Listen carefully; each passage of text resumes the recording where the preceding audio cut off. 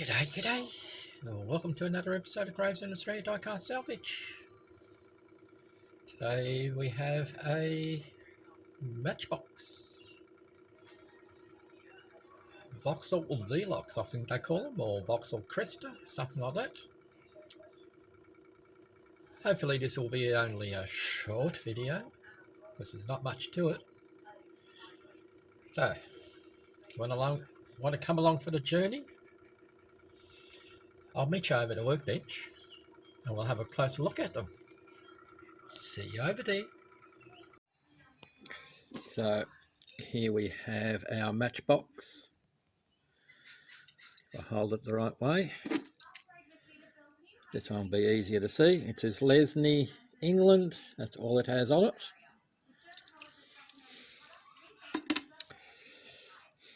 It's the Vauxhall. And I think this is the one that Marty's Matchbox Makeovers was his first one that he had on his channel. So we finally gotten around to it on Graves in Australia Diecast Salvage channel. And of course we have two. Both nicely player worn with, or most really loved. This one has a bent axle. The tyres are in okay condition.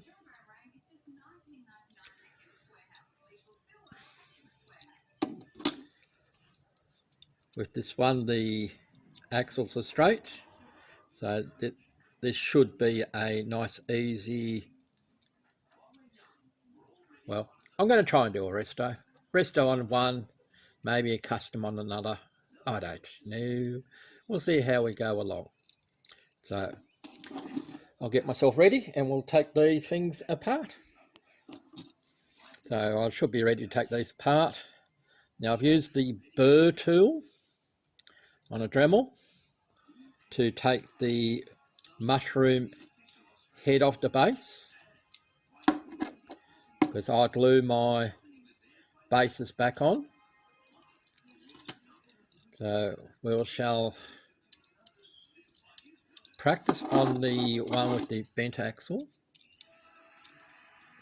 which is this one, because the wheel's up higher, to see if we've come down far enough to. Yes, we have. No interior, no glass. There we go. No suspension in these. So we'll most likely file off an end. We'll use if the camera will focus. Almost. There we go. That is the side that has the thinnest mushroom on it compared to that side. So we'll take it out and we'll see if we can't straighten up the axle. And again, we'll use this side. Might come underneath where the tow bar used to be. Both of them, the tow bar is broken, so we'll grind them down.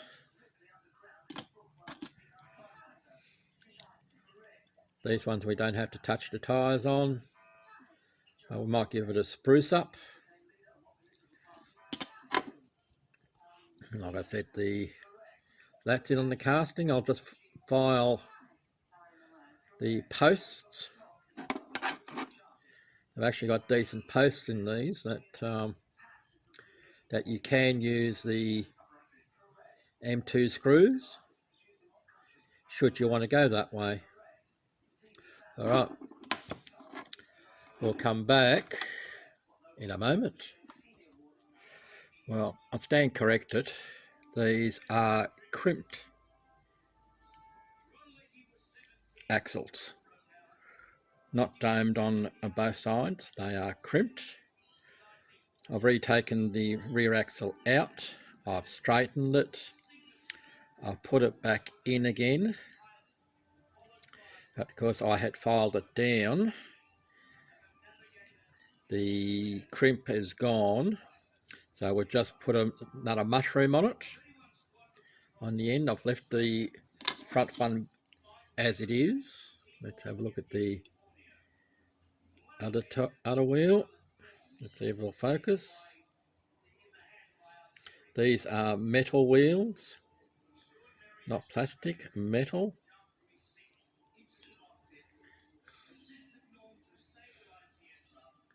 Yeah, so this is crimped as well. Camera won't focus. I'll try and get it to focus.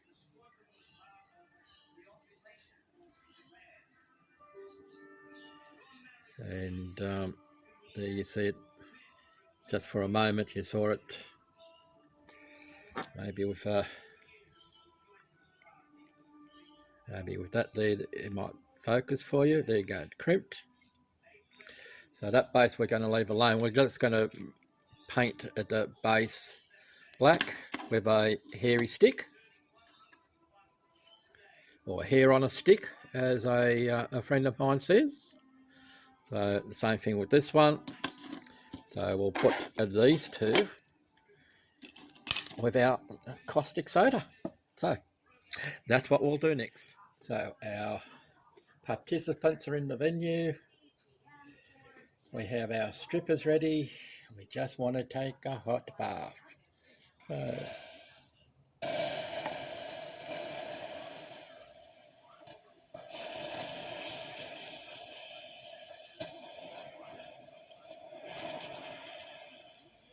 just tipping the water in slowly.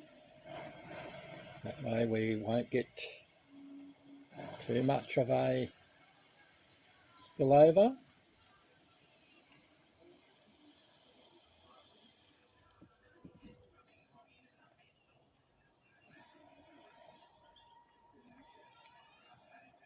But it is working. There we go. Now our vehicles are completely covered. The caustic soda can now do its magic as well.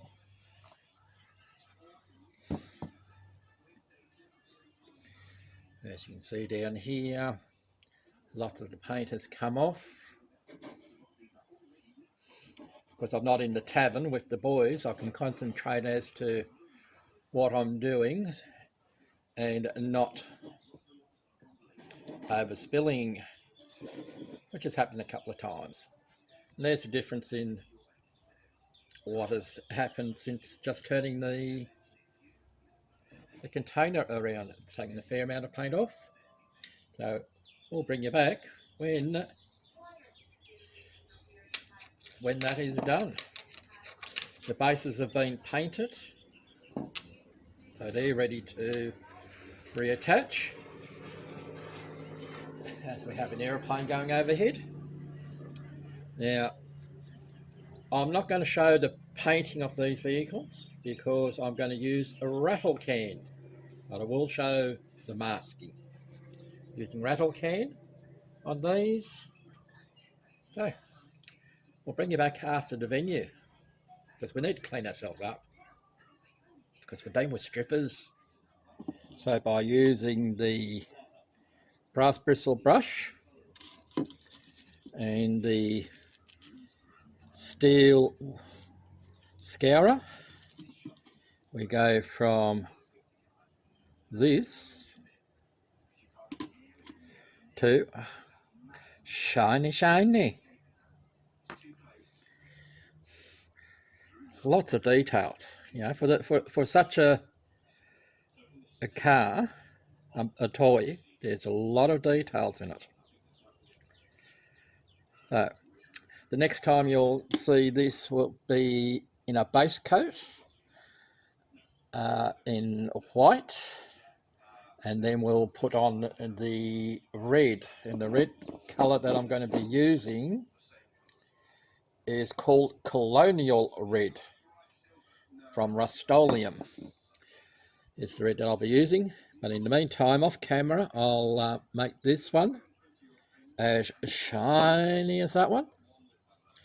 And like I said, it'll be rattled can, and we shall put the base coat on. So see you in a moment. So as you can see, one of them I've masked up. I'll use my X-Acto knife to show that just here is the guide. Get my fingers in the right position. There you go. They're not door handles, or are they? Well, I'm assuming that they're guides as to where to mask off. Try and get that camera to focus. Yeah, it's a little bit out of, you know, the whole car is out of scale. Just removed a bit of that excess paint that's been on there. On that front fender, it looked like a bit of rust. Anyway, I'm using the door handles here and here as the guide for the two-tone paint. So just carefully masking up, and then using the X-Acto knife, just marking it into the, I'll get it in camera shot, I'll try it. Bringing the tape into where I need to, and then carefully cutting it. I'm not going to do it on camera because I've said it many times, when you do it on camera, it doesn't work. Off camera, it goes a lot easier. So I'm trying to keep fumble fingers out. So I'll mask this one up, and then we shall paint. Here we are, back at the beginning. This is what we started with. And here we are